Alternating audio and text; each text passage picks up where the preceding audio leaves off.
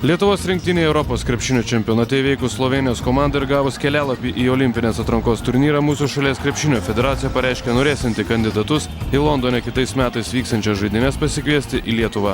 Tačiau šis entuziazmas atšalo sužinojus, kokio mokesčio reikalauja FIBA.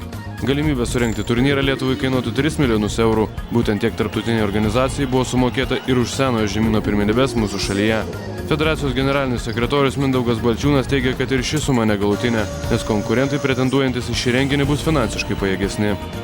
Būtent šiame projekte yra labai svarus finansinio indėlio argumentas, o kiek jis bus didesnis ar mažesnis už kitų, tai jau mes negalim pasakyti. Jeigu teks konkuruoti su Rusija, su Kinija, reikia suprasti, kad pagrindinis tikslas yra, kad tai nenusikeltų tas turnyras į Venesuelą galbūt arba į Aziją, nes tada iš tiesų sudėtinga keisti laiko juostas, vykdyti adaptacijas, aklimatizacijas, grįžti atgal ir vėl žaisti Europoje. Tai galbūt į tai bus atsižvelgta, aš labai tikiu.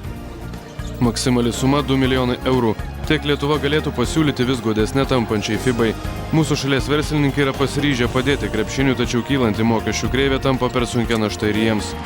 Be abejo, ir visi verslininkai, visi, sponsoriai labai padės surinkti tos pinigus. Tai tikrai konkuruosim dėl to turnyro ir viską padarysim. Bet jei reiks mokėti 5 milijonus eurų, ir iš tikrųjų būtų verta mokėti tokius pinigus? Ne, tai aišku neverta, bet žiūrėsim, visi dasimėsim ir žiūrėsim, ką turim. Manau, kad nesurinksim tiek pinigų.